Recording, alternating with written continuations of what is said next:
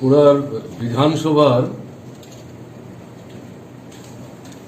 Budget অধিবেশন যেটা চলছে আজকে তার শেষ দিন।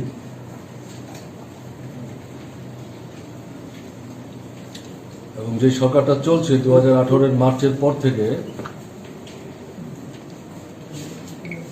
সেই সরকারের দিক থেকে এটা ছিল পঞ্চম বাজেট। স্বাভাবিক কারণে এটা বললে ভুল হবে না যে এই সরকারের এটা হচ্ছে এই টেনিউরের শেষ বাজেট।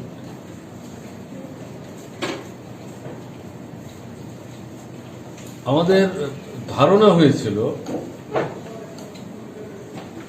আগের চারটা বাজেটে যাই দুর্বলতা থেকে থাকুক, খামতি ঘাটতি থেকে থাকুক, জনগণের স্বার্থ সংশ্লিষ্ট বিষয়গুলো দেখভাল করা এবং মানুষ যে সমস্যাগুলো ফেস করছেন এগুলো থেকে উত্তরণের জন্য ব্যবস্থা গ্রহণের প্রশ্নে। কিন্তু এটা যেহেতু সরকারের শেষ বাজেট, অনেকের কাছে প্রত্যাশা ছিল যে নিশ্চয়ই এই বাজেটের মধ্যে ইতিবাচক জনস্বার্থবাহী নানা বিষয় নিশ্চয়ই থাকবে। কিন্তু আপনারা প্রথম দিন থেকে শুনছিলেন, কালকে অব্দি আপনারা শুনেছেন, আজকে তো ভোটাভুটি হবে, ডিমান্ড ওয়ারি এটা পাস হবে। কিন্তু আমাদের চোখে যেটা পড়েছে, আমাদের তরফ থেকে যে প্রসঙ্গগুলি আমরা তোলার চেষ্টা করেছি, আমাদের মনে হয়েছিল যে সবাইকে শোনার পর নিশ্চয়ই শাসক দলের পক্ষ থেকে, বিশেষ করে যিনি বাজেটে উপস্থিত করেছেন অর্থমন্ত্রী অথবা গভর্নমেন্টের বিহাফে মুখ্যমন্ত্রী, ইতিবাচক পদক্ষেপ এই সরকার যে নিতে যাচ্ছে সমস্ত আলোচনার পর সে সম্পর্কে কিছু ইঙ্গিত নিশ্চয়ই দেবেন। কিন্তু দেখা গেল এই সমস্ত বিষয়টাতেই শাসক দলের তরফ থেকে জল ঢেলে দেওয়া হয়েছে। আমি সংক্ষেপে এটা রিক্যাপিচুলেট করার দৃষ্টিভঙ্গি থেকে উল্লেখ করছি। এই যে বাজেটটা এখানে উপস্থিত করা হলো,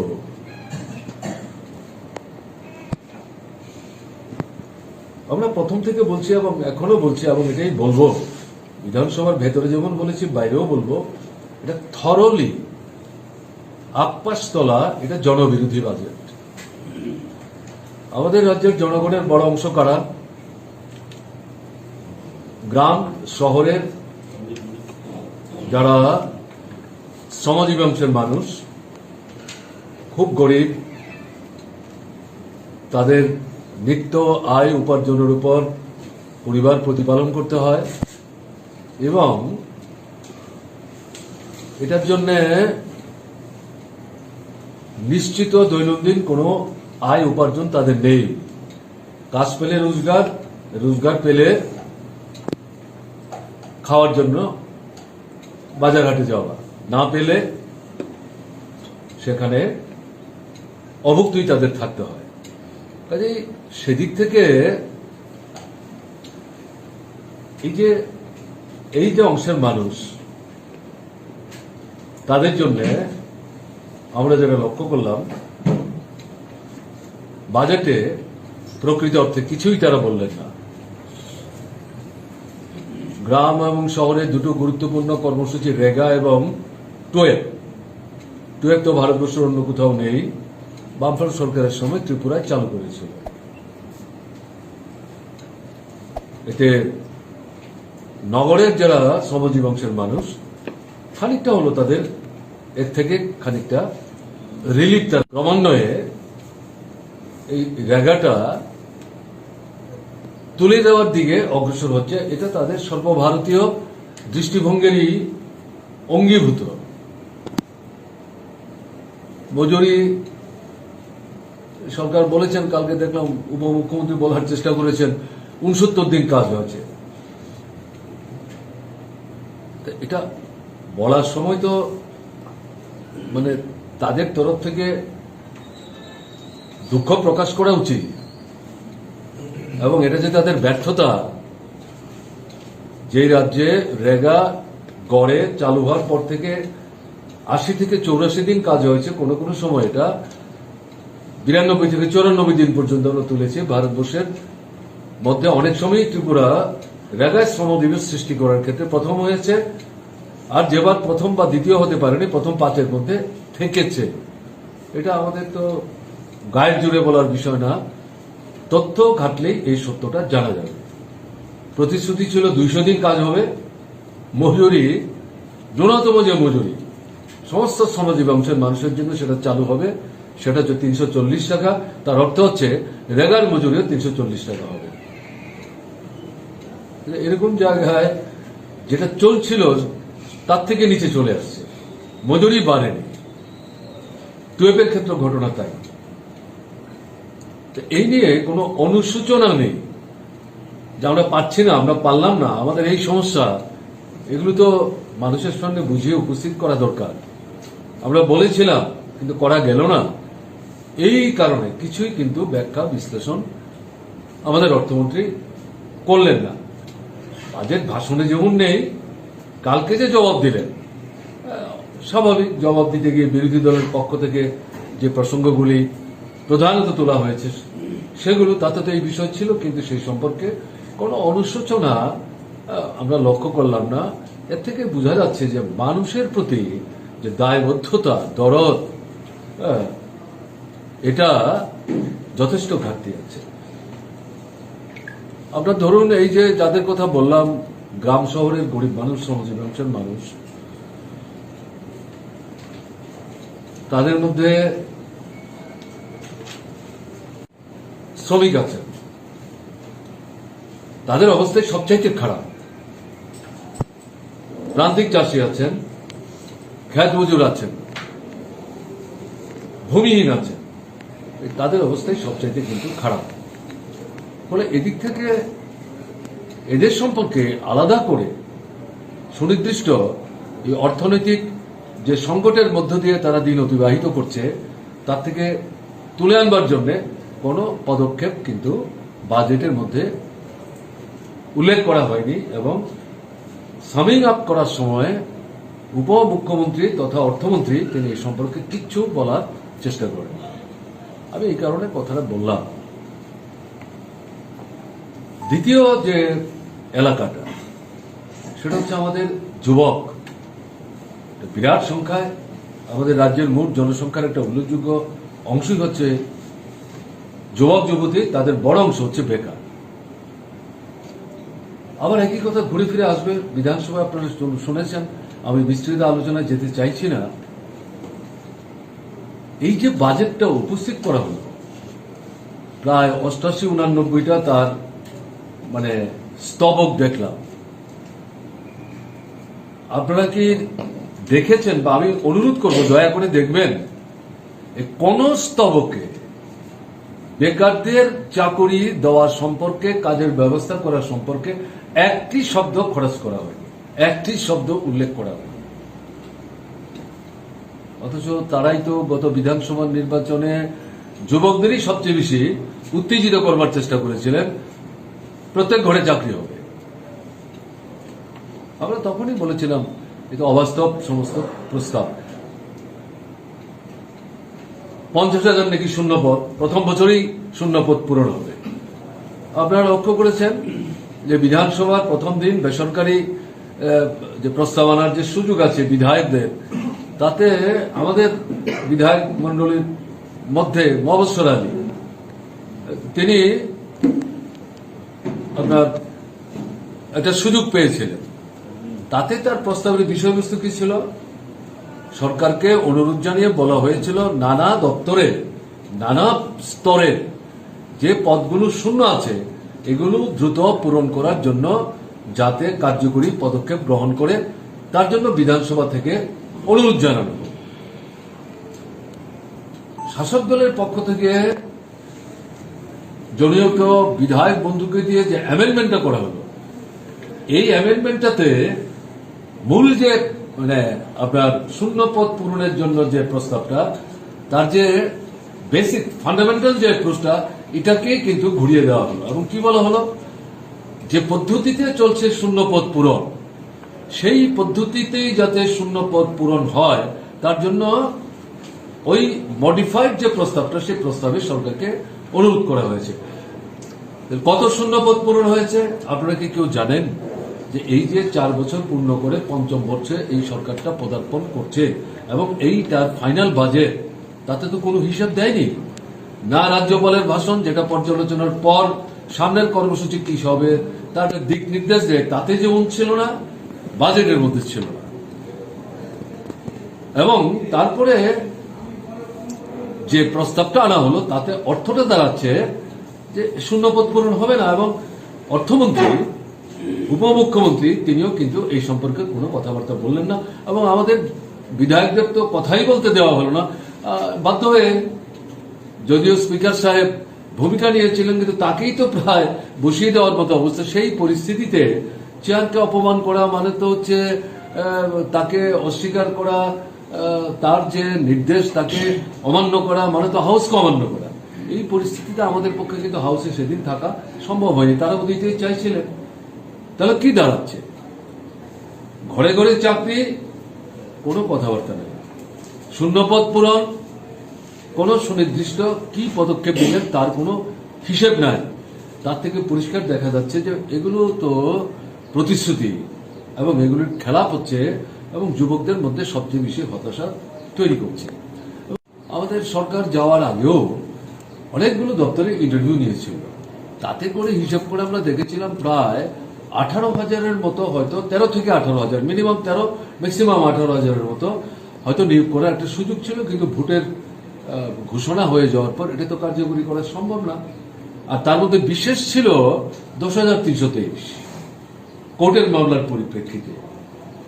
এবং এটাতে আবার কোর্টে গিয়ে এটাকে স্টে করে দিল। ফলে এটা ভোটের আগেও, ভোটের দীর্ঘণ্ট ঘোষণা হয়নি, এই সময়টা যেটা করা যেতে পারত সেটাও করতে দেওয়া হলো না। তাহলে এখন কি দাঁড়াচ্ছে? সেইগুলো সব বাতিল করে দিল, নতুন করে ইন্টারভিউ নিল। এবং যেমন ধরুন, আমি একটা জ্বলন্ত উদাহরণ দিচ্ছি, সেটা হচ্ছে টিএসআর।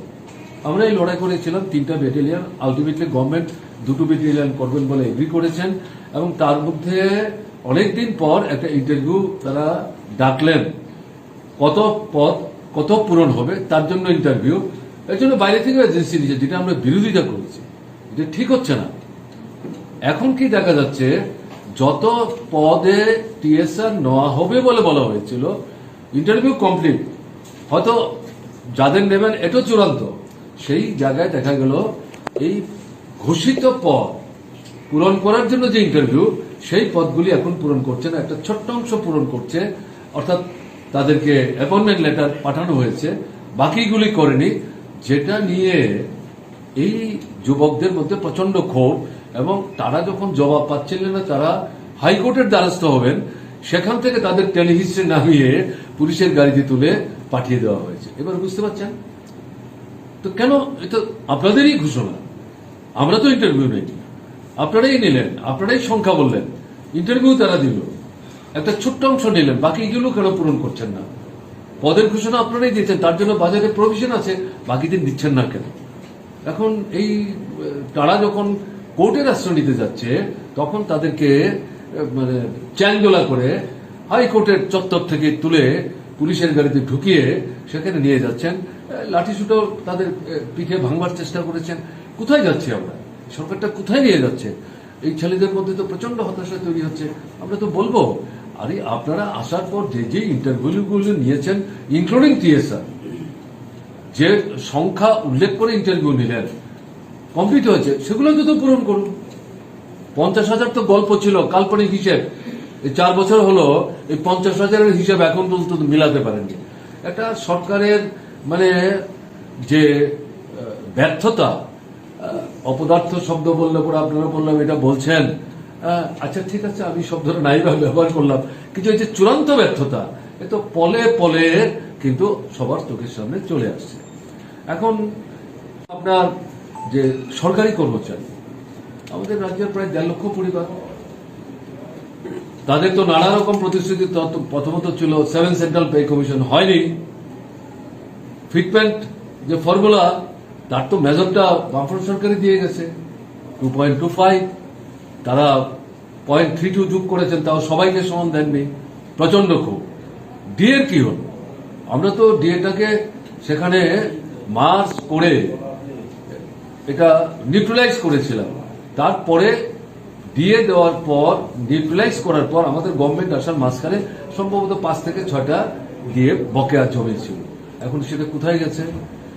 4 বছরে 3টা মাত্র দিয়ে দিলেন। সম্ভবত 25 থেকে 28% ডিএ জমে আছে। বছরে আমাদের সময় যাই আমরা দিতে পারতাম, অন্তত 2বার করে ডিএ আমরা দেওয়ার চেষ্টা করতাম। কিন্তু তারপরেও এটা তো ঘটনা, আমরা সমস্ত ডিএ ক্লিয়ার করতে পারিনি। আলটিমেটলি গিয়ে আমাদের মাস করতে হয়েছে।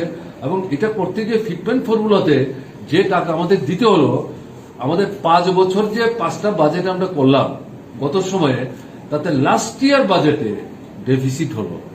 এর আগের 4টা বাজেটে কিন্তু ডেফিসিট হয়নি, লাস্ট ইয়ার বাজেটে। এবং এই কারণে আমাদের করতে হলো, তাও এটা বিরাট অঙ্কের টাকা। এখানে কি দেখা যাচ্ছে?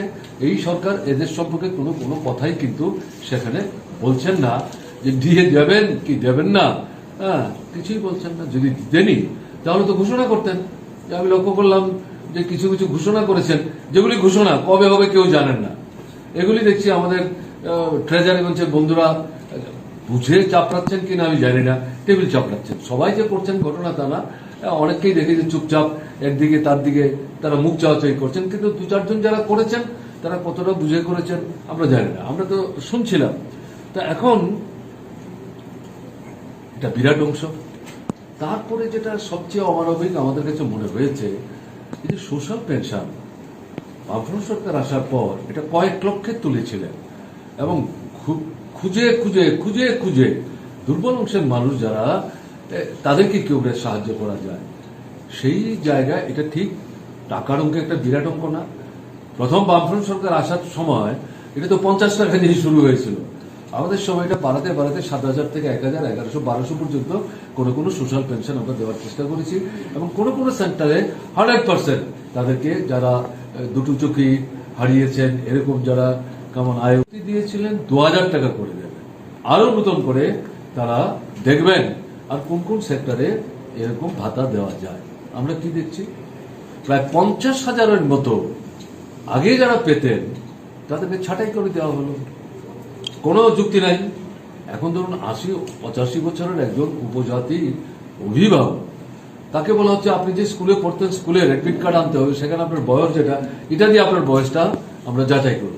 তিনি তো স্কুলেই পড়েননি, আর তার যে গ্রাম, সেই গ্রামে তো স্কুলই ছিল না। তিনি বলছেন আপনাকে কোথেকে এনে দেবো, আমার গ্রামে তো স্কুল ছিল না, আমি তো স্কুলে যাইনি কোনোদিন। এটা কি বলছেন, আমি কোথেকে দেবো? কোনো জবাব নেই। এবং অদ্ভুত ঘটনা হচ্ছে, এই যে 45 থেকে 50,000 লোককে ছাঁটাই করলেন, নারী পুরুষ নির্বিশেষে, উপজাতি আছেন, তফসিলি আছেন, ওবিসি আছেন, বা এর বাইরে যারা গরিব অংশের মানুষ,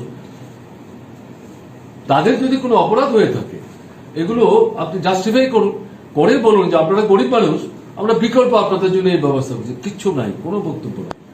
এরপর যেটা হলো, এখন দেখা যাচ্ছে তারা বলছেন যে না, তারা প্রথম থেকে 300 টাকা বাড়িয়েছিলেন, এখন দেখলাম এই বাজেটে চারদিক থেকে যখন হইচই হচ্ছে তখন বলছে আমরা 2,000 টাকা করবো। অদ্ভুত ঘটনা কি, সেখানে বলছেন আমরা চিফ সেক্রেটারিকে একটা কমিটি করব, যাদেরকে 2,000 টাকা করে দেওয়া হবে, যারা দরখাস্ত করবেন, এটা পরীক্ষা নিরীক্ষা করার পর যদি দেখা যায় সব দিক ফুলফিল করছে তাহলে। আচ্ছা, এরকম সিলেকশনের জন্য যে কমিটি, তার চেয়ারম্যান যদি চিফ সেক্রেটারিকে করা হয়, এটা তো উদ্দেশ্যমূলক। চিফ সেক্রেটারি কি এটাই কাজ?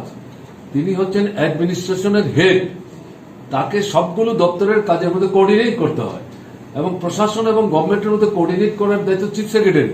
তাকে যদি এরকম কারা সোশ্যাল পেনশন পাবেন, সেটা দরখাস্ত ধরে ধরে বসে যাচাই করতে হয়, পরীক্ষা করতে হয়, সঠিক বেঠিক আইডেন্টিফাই করতে হয়, তাহলে কি দাঁড়াবে? এবং চিফ সেক্রেটারি বলে কথা, তিনি তো না বুঝে চট করে স্টেপ নেবেন, ঘটনা তা না।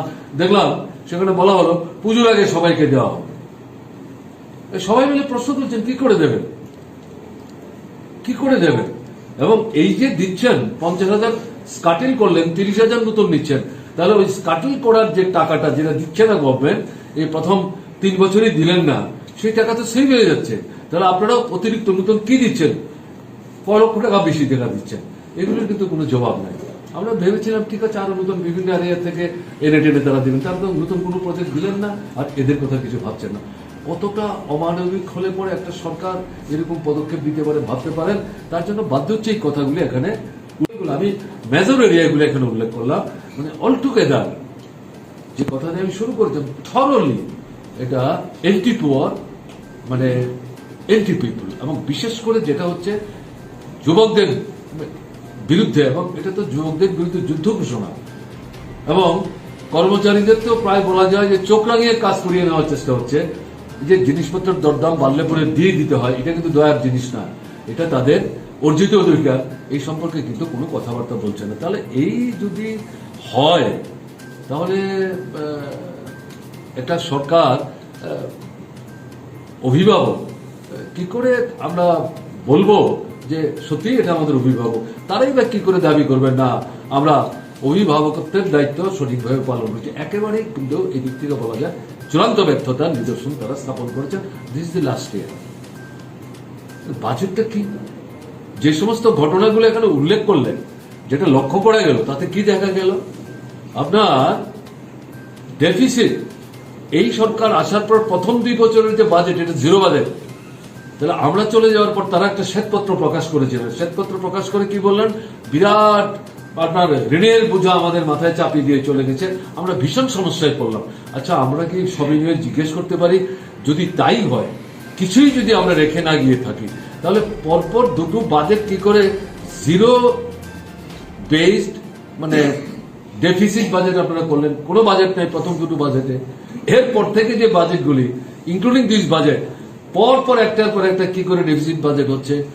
তাহলে একটা সরকার যদি শূন্য রেখে যায় তহবিল, তাহলে দুটো বাজেট কি করে আপনি জিরো ডেফিসিট বাজেট করতে পারেন? কি জবাব? কোনো জবাব নাই, কোনো জবাব নাই। আমরা কিন্তু বলেছিলাম যে এই যে আপনারা শ্বেতপত্র প্রকাশ করলেন, এ নিয়ে নানা প্রশ্ন আমরা তুলছি। এখন তো 2 বছর গেল, এখন নতুন আরেকটা শ্বেতপত্র বের করুন না। আমাদের আগের সরকারের দুর্বলতা, ত্রুটি, বিচ্যুতি এগুলো কাভার করার জন্য আপনারা কি কি স্টেপ নিলেন? কিছু বক্তব্য নেই। এখন তো সাধারণ মানুষ প্রশ্ন তুলছে, আপনাদের কাজের জন্য আমরা শ্বেতপত্র চাই, কে জবাব দেবে? সেকেন্ড হচ্ছে আপনাদের ডেফিসিট, এটা কাভার করার জন্য মার্কেট বোরোয়িং এ যেভাবে যাচ্ছে, আমরা যে সরকারটা ছেড়ে আসলাম তার 5 বছরে মার্কেট বোরোয়িং ছিল 3,400 কোটি, আর এরা এই বছর পর্যন্ত বাজেটে মার্কেট বোরোয়িং এর যে হিসাব উপস্থিত করলেন, এটা প্রায় 10,500 কোটি টাকা।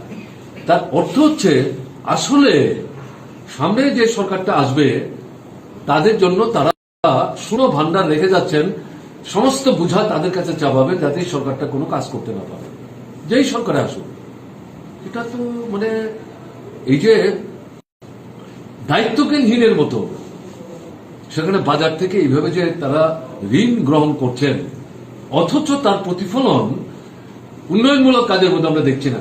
আপনার এই যে লাইন ডিপার্টমেন্টগুলো কোনো কাজ নেই, আপনারা দেখছেন বিধানসভার মধ্যে, এমনকি শাসক দলের বিধায়ক বন্ধুরা বলছেন জলের কল চলছে না, ইরিগেশনের প্রজেক্ট চলছে না, রাস্তাঘাট চৌচির, বিদ্যুতের লাইন পৌঁছায়নি, যেখানে লাইন ভেঙে পড়েছে এটাকে দাঁড় করাবার ব্যবস্থা নাই, স্কুলে শিক্ষক নাই, কেমন না, হেডমাস্টার মশাই নাই, টেবিল চেয়ার বেঞ্চের অভাব, চক ডাস্টার নেই, ব্ল্যাকবোর্ড নেই। এগুলো তো আমরা যা বলেছি, আমাদের শাসক দলের বন্ধুরা তারা কিন্তু অনেকে এগুলো উল্লেখ করার চেষ্টা করেছেন। তাহলে এই যে আপনারা ঋণ করে করে এত টাকা নিয়ে একটা বিরাট বোঝা তৈরি করলেন সামনের দিনের জন্য, এই পয়সা খরচ করলেন কোথায়? সবাই মিলে আপনারাও পত্রপত্রিকায় লিখছেন, গত 5 বছর প্রায় 4 বছর কাটিয়ে দিলেন। আগের সরকার উন্নয়নমূলক যে পদক্ষেপগুলো, ইনফ্রাস্ট্রাকচার বিল্ড আপ করার জন্য যে পদক্ষেপ নিয়েছিলেন, এগুলো ফিতা কাটতেই তো সরকারের চলে যাচ্ছে। মুখ্যমন্ত্রী টায়ার্ড হয়ে যাচ্ছেন। হ্যাঁ, উনি তো আবার কাউকে অন্য কাউকে এটাও করতে দেন না, সবটা নিজেই করেন, নিজেই ছোটাছুটি করেন। উনি তো টায়ার্ড হয়ে যাচ্ছেন, দিনে 2-3টা করে ফিতা কাটতে হচ্ছে। তাহলে আপনারা করলেনটা কি? এখন দেখলাম এই বাজেটের মধ্যে যে আপনার প্রস্তাব করেছেন, তাতে যেই টাকা রেখেছেন 700 কিলোমিটার রাস্তা হবে, টাকা রেখেছেন কয়েক কোটি। প্রশ্ন যখন করলেন শ্যামল চক্রবর্তী বিধায়ক, কালকে যখন জেনারেল ডিসকাশন আলোচনা করেন, জবাব দিতে গিয়ে বলল না না, এটা তো হচ্ছে আপনার তৈরি করার জন্য, আমরা যে প্রজেক্টটা করব তার জন্য যে কন্ট্রাক্ট যে আমরা ইনভাইট করব এর জন্য নিয়ম তৈরি করার জন্য যে পয়সা এটা, তাহলে এটা ইনভাইট যে করবেন টেন্ডার যদি অ্যাকসেপ্ট করেন তাহলে টাকাটা কোথা থেকে আসবে? কোনো জবাব নেই। কাজে এই যে কথাগুলো আমি এখানে বলার অর্থ হচ্ছে একটা সরকার 5 বছরের মাথায় সর্বশেষ বাজেট উপস্থিত করে তার যে ব্যর্থতা, সেই ব্যর্থতাকে কিন্তু ঢেকে রাখতে পারছে না। এটা একটা মানে চরম নৈরাজ্যের মধ্য দিয়ে আমরা চলছি, এবং এই যে এর বিরুদ্ধে যাতে মাথায় মানুষ কথা বলতে না পারে তার জন্যই তো এই ফ্যাসিস্ট সন্ত্রাস শুরু থেকে আরম্ভ করেছেন এবং এটা কন্টিনিউ করছেন। এবং এটা দেখছি বিধানসভার ভেতরে চলছে। আপনারা এই যে অর্থমন্ত্রী বাজেট উপস্থিত করছেন, আপনারা লক্ষ্য করেছেন রাজ্যপাল যখন ভাষণ দিতে উঠলেন বিরোধী দলনেতা দাঁড়িয়ে রাজ্যপালের দৃষ্টি আকর্ষণ করে 2-4 কথা বলবার চেষ্টা করেছেন। জেনারেল কনভেনশনকে মুখ্যমন্ত্রী দাঁড়ালে অথবা অপোজিশন বেঞ্চের বিরোধী দলের নেতা দাঁড়ালে মাইকটা খুলতে হয়। স্পিকার শোনার পর যদি মনে করেন এই বক্তব্য অপ্রাসঙ্গিক, বলবেন যে না আপনি বসে পড়ুন, এটা অ্যালাউ করছেন, তখন মাইক বন্ধ হবে। আমাদের মাইক তো খুললো না। আমাদের কাছে তো এটা আত্মসম্মানের মনে হয়েছে, মাইকটা খুলুন। কি করে বলবো এটা? যারা মাইক চালাচ্ছে তারাই তো এই গত 15-20 বছর যাবৎ এই বাড়িটার মধ্যে বসে বসে মাইক চালাচ্ছে।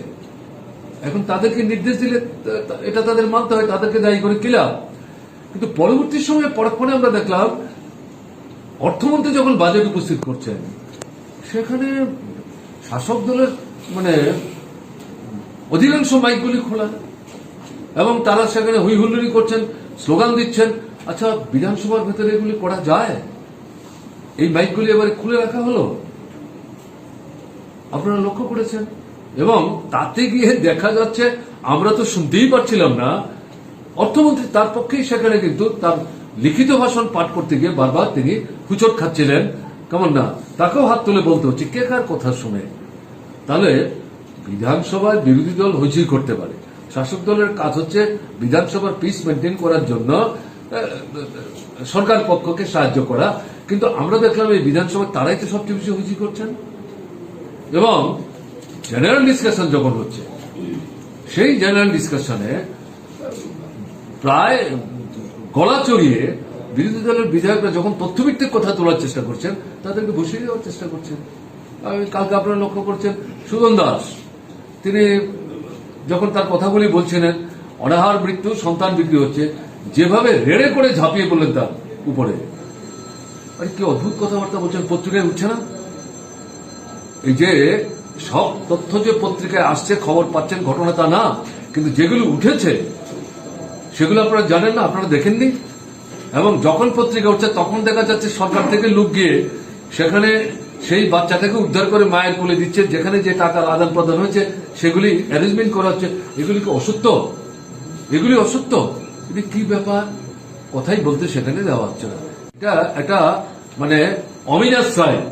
এই যে বাইরে যেমন ফ্যাসিস্ট সন্ত্রাস, বিধানসভার ভেতরও এই যে বিরোধীদের কণ্ঠস্তব্ধ করে দেওয়ার এই যে প্রচেষ্টা, এটা কিন্তু গণতন্ত্রের জন্য, সংসদীয় গণতন্ত্রের জন্য ভুট্টা মিল নাই। তারপরেও যারা বিধানসভায় আসেন তাদের কণ্ঠস্তব্ধ করে দেওয়ার চেষ্টা। বসে বসে জনৈক বিধায়ক, নাম আমি বলবো না, তিনি বলছেন যে 15টা আছে সামনে 15টা সাফ করে দেব। That is been recorded. ভাবতে পারেন মানসিকতা কোথায় গেলে পরে এরকম মন্তব্য করতে পারে? বিধানসভার মধ্যে বসে, ভেতরে বসে সবাই মিলে শুনছি আমরা এই সমস্ত কথা। কাজে এদিক থেকে এটা তো অভাবনীয় ঘটনা। এবং আরো মারাত্মক ঘটনা যেটা দেখা গেল, পরশুদিন কোন একজন বিধায়ক শাসক দলে তিনি বক্তৃতা করে মাঝখানে দাঁড়িয়ে বললেন, আমাদের একজন বিধায়কের বক্তব্য শেষ করার পর, যে পার্শ্ববর্তী রাজ্যের জনৈক মুখ্যমন্ত্রী ভাষণকে লিঙ্ক করে বললেন যে এখানে যে আপনার মাদ্রাসাগুলি আছে এখান থেকে নাকি সমস্ত সন্ত্রাসবাদী বেরোয়, এখান থেকে কোনো ডাক্তার ইঞ্জিনিয়ার বেরোয় না, এবং এরা অসামাজিক এবং এরা সোসাইটির পক্ষে ক্ষতিকারক। এবং বলছেন এগুলি আজ না হোক কাল বন্ধ হবে, মুখ্যমন্ত্রীর দৃষ্টি আকর্ষণ করছেন তাড়াতাড়ি এগুলি বন্ধ করার জন্য। এর অর্থটা কি? কালকে আবার যখন এই প্রসঙ্গে বিধায়ক তুললেন আমাদের বেঞ্চ থেকে, যে এই যে কথাটা উঠলো এটা থাকবে, রেকর্ডে থাকবে, তিনি তো মাইকে দাঁড়িয়ে বক্তৃতা করলেন, এটা রেকর্ডে থাকবে। সরকারের বক্তব্যকে আমরা জানতে চাই। অদ্ভুত ঘটনা, সেখানে সরকারের মন্ত্রীরা ছিলেন, আগের দিনও শুনলেন, কালকেও যখন তুললেন তিনি কোনো কথা বললেন না। এবং ডেপুটি স্পিকার ভার্চুয়ালি আগের দিন যে বক্তৃতাটা, এই বক্তৃতাটাই যাতে থাকে রেকর্ডের মধ্যে, তার ব্যবস্থা করে দেওয়ার জন্য তিনি এই যে প্রশ্নটা তুললেন বিরোধী দলের জনৈক বিধায়ক, এটাকে মানে ওভারলুক করে অন্য বিষয় তিনি প্রসঙ্গান্তরে তিনি চলে গেলেন। তার অর্থটা কি? সংখ্যালঘুদের বিরুদ্ধে সারা ভারতবর্ষের মধ্যে যে আক্রমণটা ক্রমশ বাড়ছে, হ্যাঁ, এবং তাদের উপর একটা চাপ সৃষ্টি করছে, আমাদের ত্রিপুরাতে যেটা ছিল না। এই যে হুমকিমূলক বক্তব্য শাসক দলের জনৈক বিধায়কের এবং তার পরিপ্রেক্ষিতে যে অবস্থান সরকারের, এর থেকে বোঝা যাচ্ছে যে সংখ্যালঘুরা নিরাপত্তা তাদের নেই। এটা তো দেখে আমাদের কাছে যেটা মনে হয়েছে, যেটা কাজে এই সমস্ত ঘটনাগুলির পরিপ্রেক্ষিতে আমাদের যেটা মনে হয়েছে, এই সরকারের শেষ বাজেট এবং তারপরে নীতি তো আপনার মানে হয় না, সেশন খুব বেশি হয়। আপনারা কি দেখলাম আমরা 5 দিনের অ্যাকচুয়াল অধিবেশন, তার মধ্যে রাজ্যপালের ভাষণ, তারপরে হচ্ছে বাজেট, এর মধ্যে 10টা বিল পাস করিয়ে দিলেন। হ্যাঁ, সরকার তো এটা তো আইনসভা, এখানেই তো আইন তৈরি হবে, এ তো রাস্তায় তৈরি হবে না। এই সংক্ষিপ্ত সময়ের যে বাজেট অধিবেশন, তাতে দুটো গুরুত্বপূর্ণ বিষয় শেষ হলো, বাজেট পাস করতে হবে, এতে 10টা বিল সরকারের প্রয়োজন হতেই পারে। বিরোধী দলের পক্ষ থেকে সব বিল না, কতগুলি বিল আছে অ্যামেন্ডমেন্ট এনেছে, ঠিক আছে, অ্যামেন্ডমেন্টের প্রশ্নে যেহেতু পুরনো বিলটা জানা আছে, যে বিষয়টা অ্যামেন্ডমেন্ট সেটা নিয়ে হয়তো খুব বেশি বিতর্কের বিষয়। দুটো মেজর বিল, নতুন বিল, একটা হচ্ছে ইউনিভার্সিটি হবে, আর একটা হচ্ছে ফায়ার সার্ভিসের একটা বিল, সম্পূর্ণ নতুন ত্রিপুরার জন্য। এবং এগুলোর উপরে বিরোধী দলের বিধায়কদের তরফ থেকে বলা হলো, এগুলি তো আমরা বিরোধিতা করছি না, কিন্তু আমাদের একটু পরীক্ষা করতে দিন। আপনারা এটা আমাদের এই যে আমাদের কমিটি আছে বিধানসভার মধ্যে, সিলেক্ট কমিটি, এটা প্রভিশন আছে, তার কাছে পাঠান, তাতে শাসক দলের লোক বিরোধী দলের বিধায়করা থাকবেন, আমরা পরীক্ষা নিরীক্ষা করে দেখবো, দরকার হলে আইনের লোকদের আমরা ডাকবো। আমাদের মতটা কেন করবো আমরা? যাতে ভুল না থাকে এবং আইনটা যাতে শক্তিশালী হয়, রাজ্যের যাতে উপকার হয়। তো শুনতেই চাইলেন না, সংখ্যা আছে। এখন দেখা গেল আমাদের আইনমন্ত্রী এই যে ইউনিভার্সিটির কথা উনি বুঝিয়ে বললেন, আইনের লোকরা এটা নিয়ে কেউ প্রশ্নই তুললেন, বললেন সব ঠিক আছে, তাই যদি হয় তাহলে বিধানসভার মধ্যে কেন আনলেন বিলটা? তাদের কথার ভিত্তিতে আইনটা পাস করে নিতে পারতেন। তো বিধায়কদের এখানে দরকারটা কি কথা, কি বক্তব্য? উনি তো মনে করছেন উনি যা ব্যাখ্যা দিচ্ছেন এটাই শেষ ব্যাখ্যা, আর কোনো বক্তব্য নাই। এটা কি কথা হলো? এটা তো কথা না, এটা তো মানে পরিষ্কার বিরোধী দলের প্রতি, বিরোধী বিধায়কদের প্রতি ডিসরিগার্ড। তার অর্থ হচ্ছে গণতন্ত্রের প্রতি ডিসরিগার্ড, এবং আসলে সংসদীয় যে রীতি, সেই রীতি কিন্তু এই সরকার মানতে চাইছেন না। কাজে সেদিক থেকে আমি কথাগুলি বলছি, সাইন হচ্ছে অবিনাশ সাইন। আপনাদের মাধ্যমে রাজ্যের মানুষের সক্রিয় হন, সংঘবদ্ধ হন। এর বিরুদ্ধে যদি রাস্তায় নেমে প্রতিবাদের বার্তা আরো ব্যাপক করার চেষ্টা না করেন, তাহলে অসুবিধা হয়ে যাবে। আমরা বাইরের জিনিস ভেতরে আনার চেষ্টা করি, মানুষের কথা যাতে আমরা সেখানে দাঁড়াতে পারি, সেই কথাগুলো বলতে দিচ্ছে না। ভেতরের অভিজ্ঞতা আমরা বাইরের মানুষের কাছে নিয়ে যেতে চাইছি, মানুষ যাতে এই অভিজ্ঞতায় সঞ্জীবিত হয়ে সামনের দিনে কার্যকরী ভূমিকা গ্রহণ করেন। এই কথাগুলো বলার জন্যই আপনাদেরকে ডেকে আনতে হয়েছে। আপনারা এসছেন, আপনাদের ধন্যবাদ জানাচ্ছি, অভিনন্দন জানাচ্ছি। একটা ছোট্ট প্রশ্নটা হচ্ছে প্রাইভেট মেম্বার রেজুলেশনে শূন্যপদে নিয়োগ সংক্রান্ত বিষয়ে যে যুক্তিতে আপনারা বেরিয়ে গেছেন, আপনারা যখন সরকারে ছিলেন তখন যিনি অ্যামেন্ডমেন্ট আনতেন তিনি প্রথম আলোচনা করতেন। তারপরে আপনি গভর্নর স্পিচের কথা বলছিলেন, তখন অপোজিশন লিডারকে মাইক কখনোই দেওয়া হয় না, আগেও দেওয়া হতো না। লাস্ট প্রশ্ন হচ্ছে, আপনার বিরুদ্ধে মূল অভিযোগ আপনি সেশনে বেশিরভাগ সময় থাকেন না, শুধু আপনার বক্তব্য রেখে বেরিয়ে যান। এই বিষয়গুলো কি বলছি? একের পর আমি শুনেছি বক্তৃতা, আমি এখানেই থাকি, ঘরে একটা মাইক দেওয়া আছে, প্রয়োজন হলে সেখানে যাওয়া যায়। 4:45 5টার আগে আমি বিধানসভা ছাড়ি না। আমি শুনছি তো, আমাদের লোকরা তো আছে এখানে, ওখানে বসে থাকতে হবে, ওগুলো বাধ্যবাধকতা আছে নাকি? জবাবটা কে দেবেন? লাস্ট প্রশ্ন দিয়ে জবাব দিলাম। কেমন প্রত্যেকের বক্তৃতা কিন্তু আমি শুনছি, না হলে আমি কি করে এই কথাগুলি বলতে পারলাম? কিসের ভিত্তিতে বললাম? Out of nothing. This is my answer. উনি যা বলছেন, ওনার সব কথার জবাব দেওয়ার প্রয়োজন আছে বলে আমরা অন্তত মনে করি না, কারণ আমাদের বিধায়ক, তাদের শাসক দলের বিধায়করা কিন্তু এটা অনুভব করে। Please one. সেকেন্ড হচ্ছে এই যে আমাদের এই প্রস্তাবের উপর স্পিকার ডিক্লেয়ার করেছেন। প্রথম কি আমাদের যে প্রস্তাবটা আসলো তারপরে অ্যামেন্ডমেন্ট আসলো, স্পিকার অ্যালাউ করেছেন অ্যামেন্ডমেন্টটা মুভ করুন। তাহলে কি অ্যামেন্ডমেন্ট এজ মুভ, তার মানে অ্যামেন্ডমেন্টটা বিধানসভার সামনে, তারপরে তিনি ডিক্লেয়ার করলেন যে আপনি যে মূল প্রস্তাবক আপনি আপনার বক্তব্য রাখুন। What is wrong in it? What is wrong? এমন তো কোনো জায়গায় বাধ্যবাধকতা নেই। কাজে যেটা বলছেন এতে জবাব, এটা হয় না তো। উনি বুঝতে পেরেছেন কিনা আমি জানি না। পরবর্তী সময় আমাদের কাছেও কিছু মন্তব্য আছে বিভিন্ন স্তরের লোকদের, সেগুলো আমি এখানে নাইবা বললাম, সেগুলো আমি নাইবা বললাম। বিরোধী দলের নেতার মাইক দাঁড়িয়ে কথা বলতে চেয়েছেন, সেখানে মাইক বন্ধ রাখা হচ্ছে আমাদের বিধানসভা সেশনের সময়। রাজ্যপালের ভাষণ রাজ্যপালের ভাষণ যখন দিচ্ছেন তখন, আর এখানে শুরু করার মুখে বলেছি আমরা। রাজ্যপালের ভাষণের সময় তো তারা আপনার পোডিয়ামের সামনে গিয়েও বলেছেন, আমরা তো আমাদের জায়গায় বসেছি, এগুলো তো আমরা করিনি। শুরুতে তার দৃষ্টি আকর্ষণ করার চেষ্টা করছি। আমি বললাম এটা তো ডেকোরামের ব্যাপার। কাজে আপনি যা বলেছেন সবগুলো জবাব দিলাম তো। আর কারোর কিছু আছে? ওকে, থ্যাংক ইউ।